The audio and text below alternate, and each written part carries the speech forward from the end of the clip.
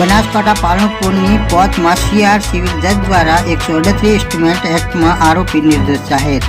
પાલનપુર તાલુકાના વાઘાણાના સુરેશભાઈ કરશનભાઈ પાંત્રોડ સામે પરથીભાઈ ભૂતાભાઈ કાકવાડિયા ચંડેસરવાળા જેઓએ તેમના પ્રતિનિધિ દ્વારા ઇન્સ્ટ્રુમેન્ટ એક્ટ મુજબ ચેક બાઉન્સના ગુનામાં સુરેશભાઈ કે પાંત્રોડ સામે નેગોશિયેબલ ઇન્સ્ટ્રુમેન્ટ એક્ટ કલમ 138 મુજબ તારીખ 21/6/2023ના રોજ ફરિયાદ કરવામાં આવી હતી।